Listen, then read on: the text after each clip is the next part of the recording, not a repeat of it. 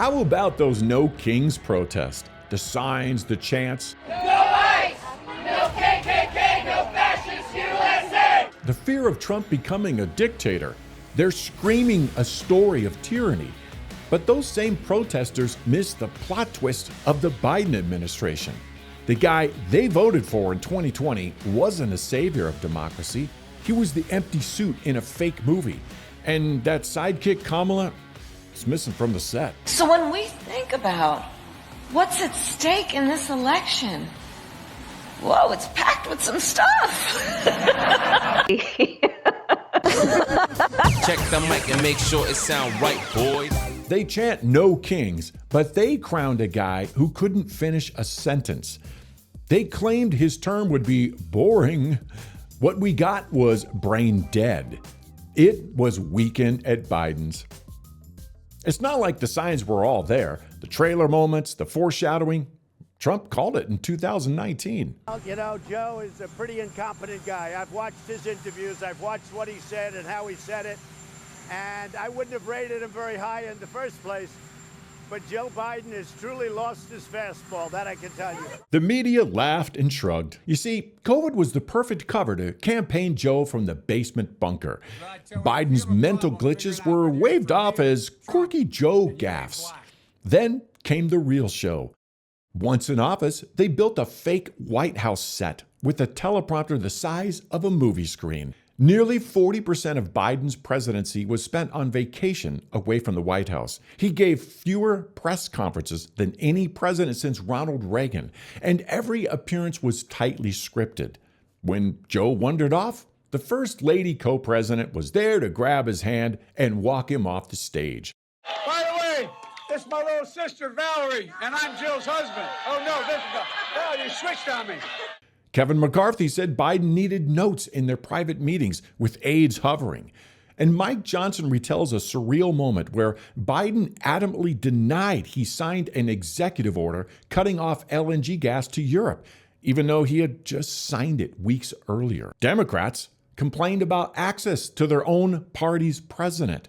You see, this wasn't leadership. It was cover-up theater. Biden wasn't leading, he was being led. The real dictators, unelected, unnamed, unaccountable. Then came the big reveal. And I'm going to continue to move until we get the total ban on the total initiative relative to what we're going to do with more Border Patrol and more asylum officers. President Trump? I really don't know what he said at the end of that sentence. I don't think he knows what he said either. And like that, the jig was up. Americans knew what they saw with their own eyes. Biden's policies of open borders, draconian lockdowns, mandating an experimental drug, weaponizing the Justice Department against his political enemies, including parents, reckless spending that spiked inflation, feckless leadership that led to the second invasion of Ukraine. He laughed off a Chinese high-tech spy balloon loitering over the nation's military bases. The Chinese spy balloon that flew over the continental United States earlier this year was reportedly able to get intelligence on U.S. military bases during its flight. And the Chinese government was able to collect information on those bases despite efforts to prevent it from doing so. That's when Obama stepped in and gave the bat signal, with the firm grasp gently leading Joe off the stage. The White House called it a cheap fake, but everyone knew. You see, it wasn't just that Joe lost his fastball. His policies were destroying the nation. This wasn't a presidency. It was a Politburo, a ruling committee shielding the truth.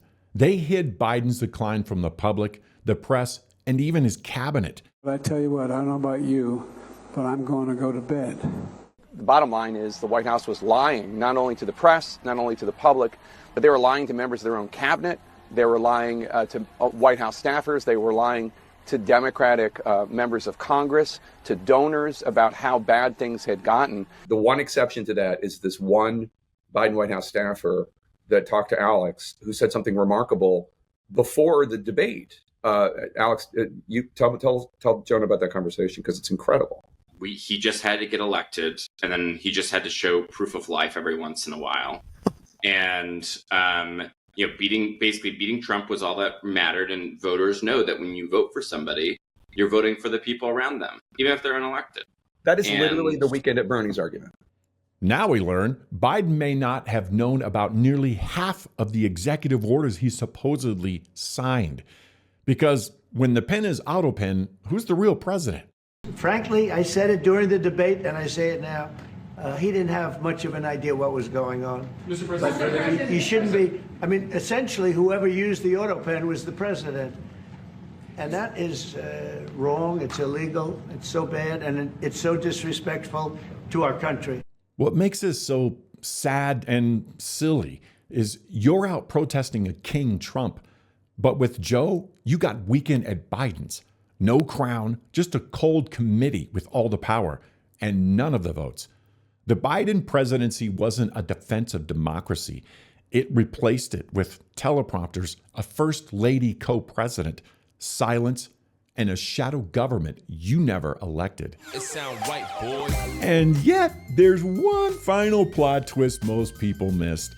Those 4 years of what Jake Tapper calls the original sin turned out to be a blessing in disguise. Why? Because while Joe stumbled through scripts, Trump regrouped.